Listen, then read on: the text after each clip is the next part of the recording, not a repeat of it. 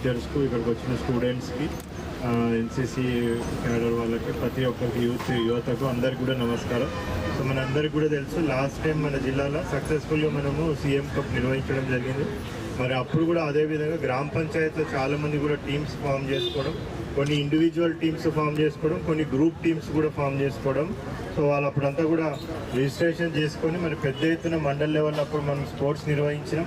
మరి మండల్ లెవెల్లో ఎవరెవరైతే విజేతలు ఉన్నారో వాళ్ళందరినీ కూడా మళ్ళీ మనం జిల్లా స్థాయికి పిలిపించి ఇక్కడ కూడా మనం జిల్లా స్థాయిలో కూడా గేమ్స్ నిర్వహించి మరి వాళ్ళందరినీ కూడా ప్రోత్సహించి ఇక్కడ క్రీడలు నిర్వహించడం జరిగింది.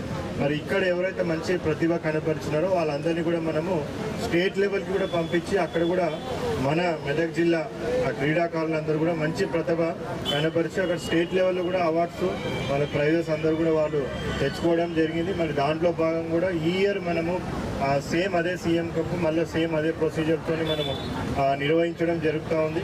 మరి ఎవరెవరైతే మెదక్ జిల్లాల క్రీడాకారులు ఎవరైతే ఎంతోజియాస్టిక్ పర్సన్స్ ఉన్నారో, ఇంట్రెస్టెడ్ ఉన్నారో, మరి వాళ్ళందరూ కూడా ఈసారి మనం ఆన్లైన్ రిజిస్ట్రేషన్ ద్వారా చేయడం అనేది కూడా జరుగుతూ ఉంది. మరి వాళ్ళందరూ కూడా ఆన్లైన్లో రిజిస్ట్రేషన్ చేసుకున్నట్లయితే ఆల్రెడీ పంచాయత్ సెక్రటరీస్కి మొత్తం ఇన్ఫర్మేషన్ కూడా వాళ్ళ విలేజ్ గ్రూప్స్లలో కూడా పెట్టమని చెప్పడం జరిగింది.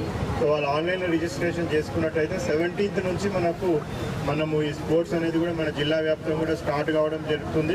మరి అది ఆల్మోస్ట్ 28th వరకు కూడా మన మండల్ లెవెల్లో, అదేవిధంగా డివిజనల్ లెవెల్లో, ఇక్కడ మళ్ళీ జిల్లా స్థాయిలో మొత్తం అంతా కూడా ఫిల్టర్ చేసి ఎవరెవరైతే ప్రతిభ కనపరిచిన వాళ్ళందరినీ గుర్తించి మళ్ళీ తర్వాత మనము తదుపరి రాష్ట్ర స్థాయి పోటీలకు కూడా ఇక్కడ ఫస్ట్ వచ్చిన వాళ్ళందరినీ కూడా ఎవరెవరైతే ప్రతిభ కనపరుస్తారో వాళ్ళని పంపించడం జరుగుతుంది.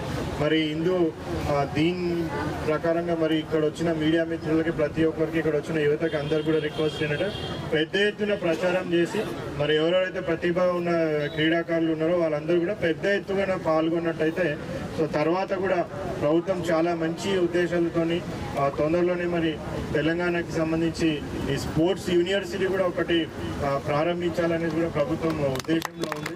మరి ఆ స్పోర్ట్స్ యూనివర్సిటీ ద్వారా కూడా క్రీడాకారులను ఎంకరేజ్ చేయాలని ఆల్రెడీ మనకి జిల్లాలలో, కొన్ని జిల్లాలలో స్పోర్ట్స్ కాలేజెస్, స్పోర్ట్స్ స్కూల్స్ కూడా ఉన్నాయి. సో ఇంకా కూడా మనము మెరుగుపరిచే విధంగా స్పోర్ట్స్ యూనివర్సిటీ కూడా తొందరలోనే ప్రారంభమవుతుంది. కాబట్టి సో ఇప్పుడున్న వాళ్ళందరూ కూడా పెద్ద ఎత్తున పాల్గొని మరి వాళ్ళ ప్రతిభ కనబరిచి జాతీయ స్థాయికి కూడా వెళ్ళే విధంగా కూడా మన క్రీడాకారులు తయారు కావాల్సిన అవసరం ఉంది.